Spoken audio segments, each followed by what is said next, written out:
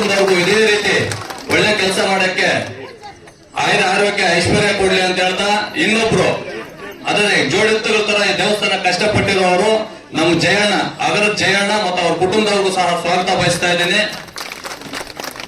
ಇನ್ನು ಮುಂದಿನ ಕಾರ್ಯಕ್ರಮ ನಮ್ಮ ಕುರುಬ ಸಂಘದ ಅಧ್ಯಕ್ಷರಾದಂತ ಪರಮ ಪೂಜ್ಯ ಗುರುಗಳಾದಂತ ಈಶ್ವರಾನಂದ ಸ್ವಾಮಿ ಪಾದಗಳಿಗೆ ನಮಸ್ಕಾರ ಮಾಡುತ್ತಾ ಈ ವೇದಿಕೆ ಮೇಲಿರುವಂತ ಎಲ್ಲಾ ಗಣ್ಯರಿಗೂ ಸ್ವಾಗತ ಮಾಡ್ತಾ ಇದ್ದೀನಿ.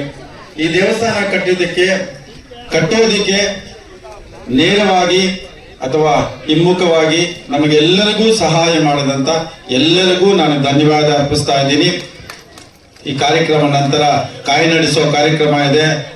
ನಮ್ಮ ನಾಗೇಶ್ ಸಾಹೇಬ್ರಿಗೆ ತುಂಬಾ ಇಷ್ಟ, ಹಾಗಾಗಿ ದಯವಿಟ್ಟು ಈ ಕಾರ್ಯಕ್ರಮ ನೋಡ್ಕೋಬೇಕು ಅಂತ ಆಸೆ ಪಡ್ತಾ ಇದ್ದೀವಿ. ಗ್ರಾಮದಲ್ಲಿ ಶ್ರೀ ಬತ್ತೇಶ್ವರ ಸ್ವಾಮಿಯ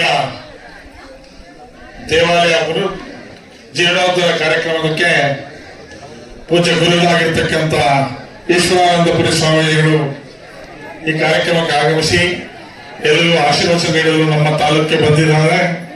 ಅವರಿಗೆ ನನ್ನ ಒಂದು ಹೃದಯಪೂರ್ವಕ ಧನ್ಯವಾದಗಳು.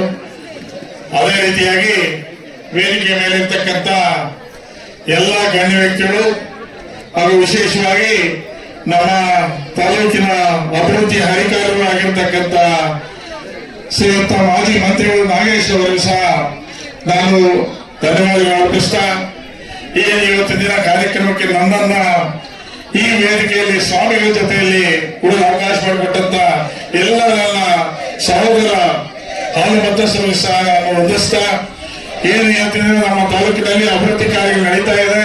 ಒಂದು ಕುರುಬ ಸಮಾಜದ ಅನೇಕ ಒಂದು ಅಭಿವೃದ್ಧಿ ಕಾರ್ಯಗಳು ಸಾಮಾನ್ಯ ಶ್ರೀ ಸುಬ್ರಹ್ಮಣ್ಯ ಅವರ ಒಂದು ಮುಖಂಡತ್ವದಲ್ಲಿ ಹಾಗೂ ಕುರುಬ ಸಮಾಜದ ಎಲ್ಲ ಒಂದು ಸಹೋದರರ ಒಂದು ಮುಂದಾಳತ್ವದಲ್ಲಿ ಒಂದು ಅದ್ದೂರಿಯಾದ ಒಂದು ಚೌಲ್ಟ್ರಿಯನ್ನು ಸಹ ಮುಳಬಾಗಿಲಲ್ಲಿ ಇವತ್ತಿನ ದಿನ ನಿರ್ಮಾಣ ಮಾಡಿದ್ದಾರೆ.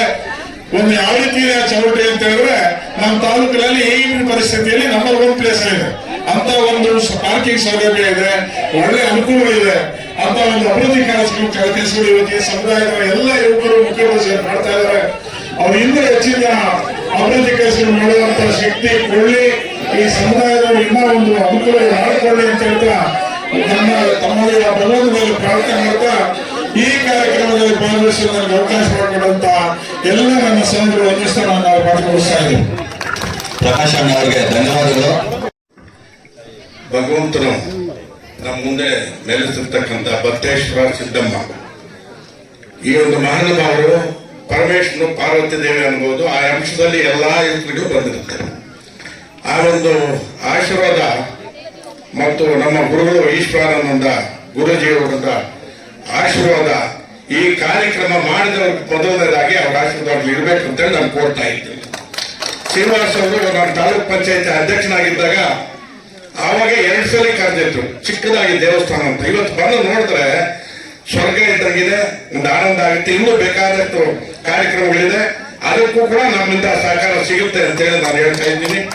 ಈ ಒಂದು ಕಾರ್ಯಕ್ರಮಕ್ಕೆ ನಮ್ಮ ಕರ್ನಾಟಕ ರಾಜ್ಯದ ಮಾಜಿ ಸಚಿವರು, ನಮ್ಮ ಆತ್ಮೀಯರು, ಈ ತಾಲೂಕಿನ ಮಾಜಿ ಶಾಸಕರಾದಂತ ನಾಗೇಶ್ ಅವರು, ಅವ್ರು ಬಂದ ದಾರಿ ಹೇಳ್ಬೇಕಾದ್ರೆ ಇಲ್ಲಿ ಹೇಳ್ಬೇಕಾಗಿತ್ತು, ಬೇಡ ಇಲ್ಲಿ ಜಾಸ್ತಿ ಇದೆ. ಅವರು ತುಂಬಾ ಇಲ್ಲಿ ಏನಕ್ಕೋ ಬಂದು 20 ದಿವಸದಲ್ಲಿ ಕ್ಯಾಂಡಿಡೇಟ್ ಆಗಿ ಗೆದ್ದು ಅವರು ಮಂತ್ರಿ ಆದ. ಈ ತಾಲೂಕಿನ ಆಶೀರ್ವಾದ ಸಿಕ್ಕಿದೆ, ಅವ್ರಿಗೆ ಅಭಿಮಾನ ಆಗಿದೆ. ಇದು ಕೂಡ ಕಾರ್ಯಕ್ರಮಗಳು ಮಾಡಿದ್ದಾರೆ. ಅದೇ ರೀತಿಯಾಗಿ ನಮ್ಮ ಸಹೋದರರಾದಂತ ಕರುಪಲ್ಲಿ ಪ್ರಕಾಶ್ ಅವರು ಬಂದಿದ್ದಾರೆ ಮತ್ತು ಇನ್ನೊಬ್ಬ ಸಹೋದರರಾದಂತ ವೆಂಕಟೇಶ್ ಗೌಡರು, ಆಲ್ಗುಣ ಅವರು ಮತ್ತು ಪದ್ಮಮ್ಮ ರಮೇಶ್ ಅವರು. ಇಷ್ಟು ಕಾರ್ಯಕ್ರಮಕ್ಕೆ ನಾನು ಶ್ರೀನಿವಾಸ್ ಜೊತೆಯಲ್ಲಿ ಅವರು ಒಬ್ಬರೇ ಏಕಾಗಿ ಓಡಾಡ್ತಾ ಇದ್ರು. ಅವರು ದುಡಿದಿದ್ದಾರೆ ಅಂದ್ರೆ ಅವ್ರಿಗೂ ಕೂಡ ಬತ್ತೇಶ್ವರ ಸ್ವಾಮಿಗಳ ಆಶೀರ್ವಾದ ಸಿಗಲಿ.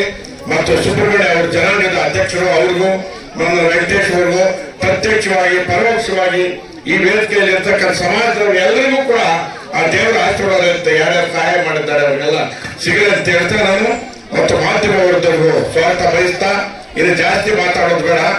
ಇವಾಗ ಸ್ವಾಮಿಗಳ ಗುರುಗಳಿಗೆ ಟೈಮ್ ಆಗಿದೆ, ನಾನು ಇದು ಮಾತು ಮುಗ್ತಾ ಇದ್ದೀನಿ.